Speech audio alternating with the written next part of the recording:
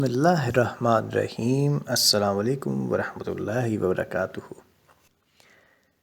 گائے ذبح کر چکنے کے بعد حضرت موسیٰ علیہ السلام سے کہا، لیجئے ہم نے اللہ تعالیٰ کے حکم کے مطابق گائے ذبح کر دی ہے، اب اس قاتل کا پتہ کیسے چلے گا؟ حضرت موسیٰ علیہ السلام نے جواب دیا کہ اللہ تعالیٰ کا حکم ہے کہ اس گائے کے گوشت کے ایک ٹکڑے سے مقتول کی لاش کو ضرب لگاؤ۔ انہوں نے ایسا ہی کیا۔ اس طرح گائے کے ذبح کرنے سے کئی فائدے حاصل ہوئے۔ پہلا فائدہ یہ ہوا کہ گائے کی عظمت جو مدتوں سے ان کے دلوں میں بیٹھی ہوئی تھی وہ نکل گئی۔ انہیں احساس ہوا کہ اگر گائے واقعی دیوتا اور پوجا کرنے کے لائق ہوتی تو اس کے ذبح کرنے سے ایک آفت برپا ہو جاتی۔ موجودہ صورت میں اس کے ذبح کرنے سے کوئی نقصان پہنچنے کی بجائے الٹا یہ فائدہ ہوا کہ قاتل کا پتہ چل گیا۔ جب اللہ کی قدرت سے مقتول نے خود اپنی زبان سے قاتل کا نام اور پتہ بتا دیا تو قاتل کو اپنے جرم کا اعتراف کرنا پڑا۔ اس طرح آپس کے جھگڑے ختم ہو گئے، ورنہ خون خرابے تک نوبت پہنچ جانے کا اندیشہ پیدا ہو گیا تھا۔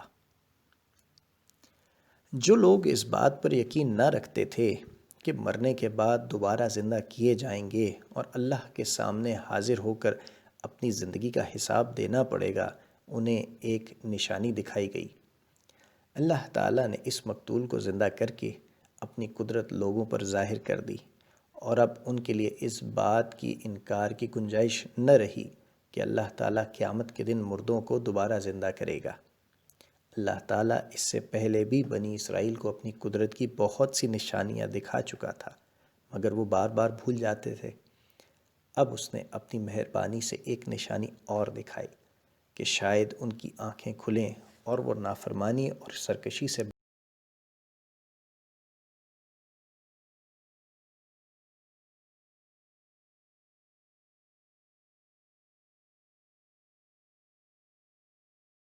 قوم بنی اسرائیل مصر سے لاکھوں کی تعداد میں نکل کر آئی تھی۔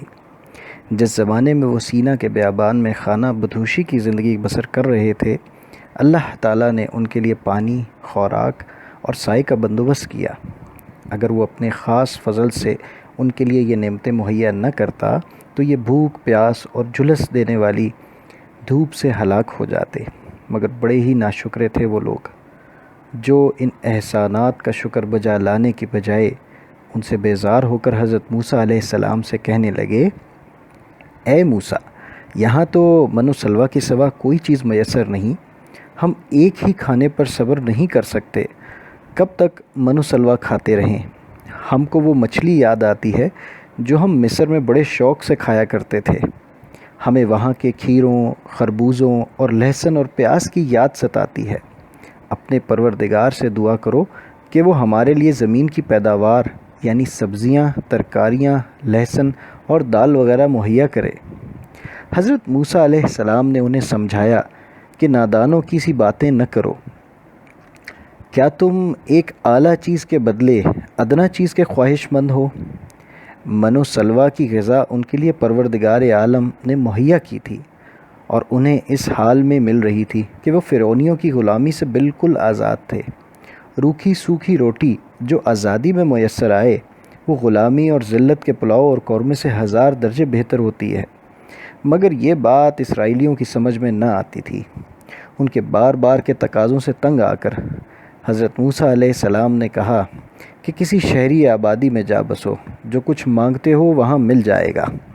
بنی اسرائیل جب مصر سے نکل آئے تو اللہ تعالیٰ نے حضرت موسیٰ علیہ السلام کے ذریعے انہیں خوشخبری دی تھی کہ ہم تمہیں فلسطین کی سرزمین کا مالک بنائیں گے، جا کر اسے فتح کر لو۔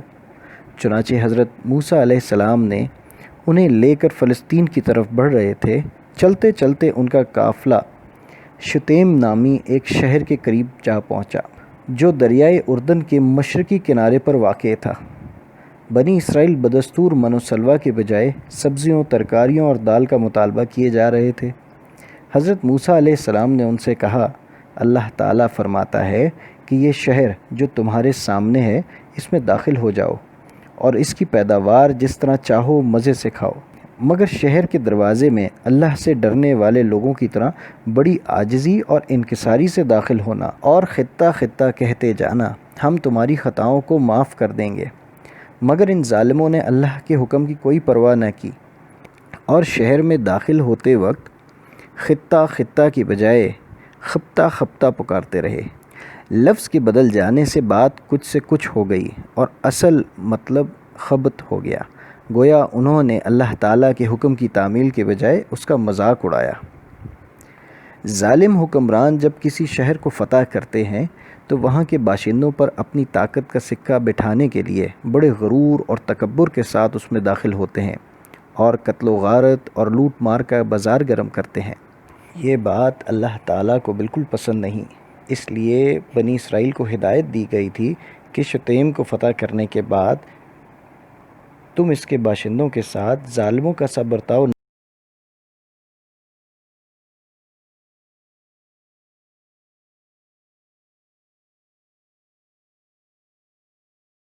اور زبان سے خطہ خطہ کہتے جانا، جس کا ایک مطلب تو یہ ہے کہ اللہ تعالیٰ سے اپنے خطاؤں کی معافی مانگتے ہوئے داخل ہونا، اور دوسرا مطلب یہ ہے کہ شہر کے لوگوں کے لیے عام معافی کا اعلان کر دینا۔ مگر بنی اسرائیل نے ان ہدایات کی خلاف ورزی کی اور شہر کے اندر اکڑ فوں دکھاتے ہوئے داخل ہوئے۔ بنی اسرائیل نے اپنے غلط رویے سے حضرت موسیٰ علیہ السلام کو بار بار اذیت پہنچائی۔